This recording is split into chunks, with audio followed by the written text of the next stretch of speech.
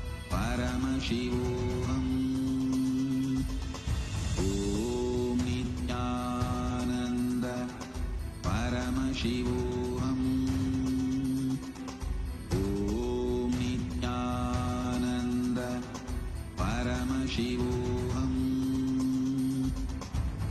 Om Nithyananda Paramashivoham. Om Nithyananda Paramashivoham. Om Nithyananda Paramashivoham. Slowly relax. Now you all can open your eyes. Please open your eyes and start writing whatever was shown to you in your third eye. Take a few minutes, start penning it down. You can just type it over here and start posting it in the YouTube chat itself. Please start manifesting. And anybody that are not able to manifest, like you can try this round. And if you are struggling with manifestation and you're feeling like you're stuck with something, please do let us know here in the chat. We'll be able to connect with you, we'll be able to help you and help you identify your blind spot and help you manifest. Start taking a few minutes now, start posting in the chat whatever you were able to see. What were the shapes that you were able to see? What did you identify? Please start posting it here.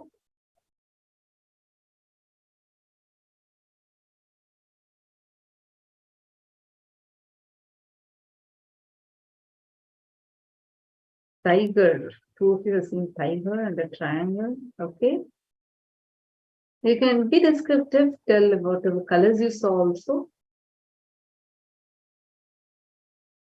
A cube, a bottle, a triangle. Okay.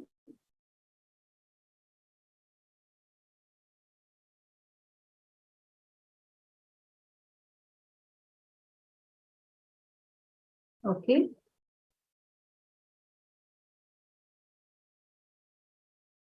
I'm seeing many of you posting now. Good. Now it is time. Let's take the next few minutes now and let us look at what the answer is.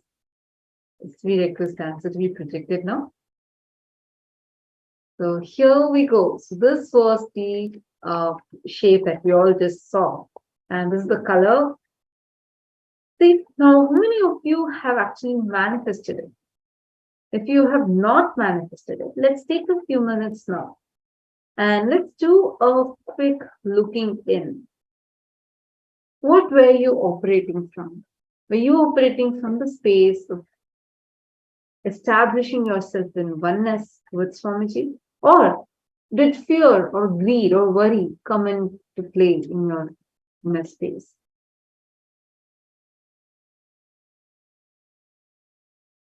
Just look in and answer. What was the thinking that you had? So understand, our thoughts are very, very, very powerful. Like we were just understanding about how fear actually operates, right? Where you know that there's a possibility, and that's when you actually have fear about it. Swamiji explained, revealed about this in detail. I request everybody to look inside you and identify what exactly was the thought current that you were operating from. Okay, Mahiranmai is saying worry. Okay. I request everybody to share with us. And understand this is the same thing that we do even in our lives many, many, many times. Like you have a worry or a fear or a greed. We get these emotions triggered inside us. More than emotions, these are like fundamental patterns that all of us carry. And when we start from this, and when we are, when we operate from this space, and we are doing anything, whether it's about deciding for something, whether it is taking a step for something, you always stop yourself from this thought current, the exact pattern that you got stuck in right now.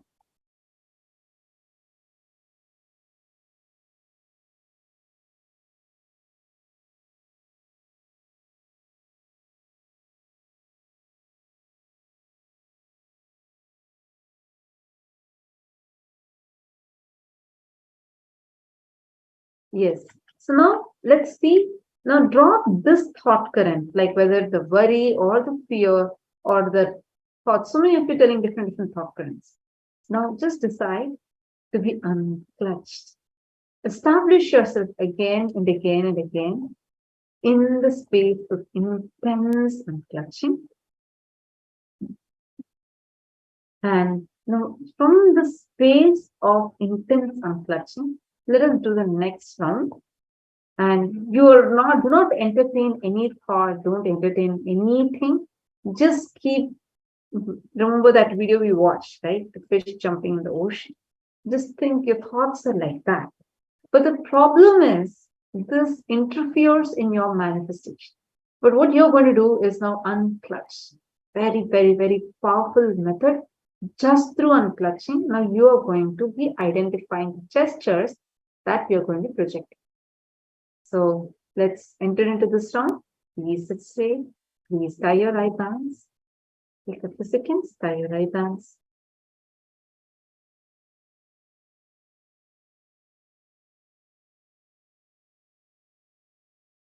Now, start chanting the Mahavakya.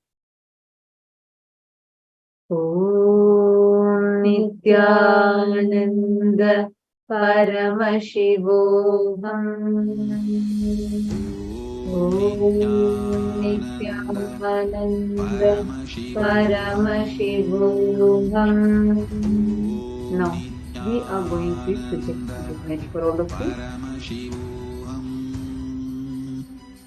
Om Nithyananda Paramashivoham.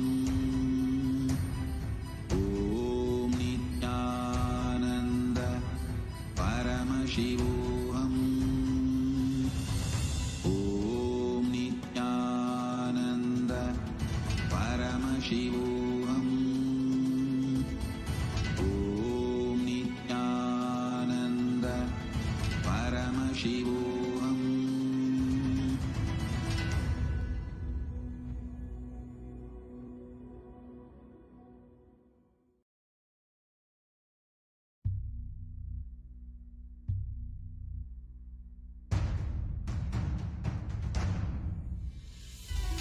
As Paramashiva, inhale and exhale deeply with 25 heads and 75 eyes and 50 hands.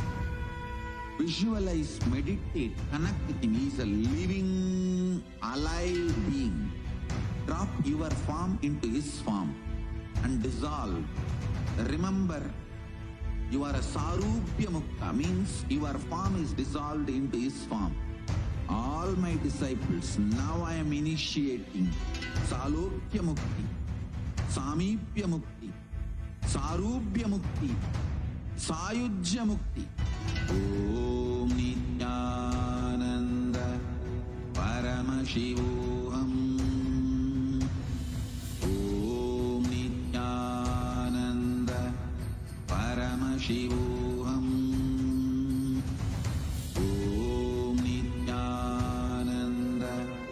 Paramashivoham. Om Nithyananda Paramashivoham. Om Nithyananda Paramashivoham. Om Nithyananda Paramashivoham.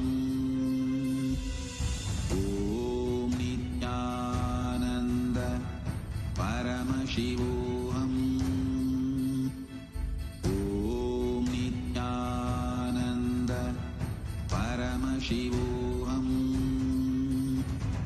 Om Nithyananda Paramashivoham.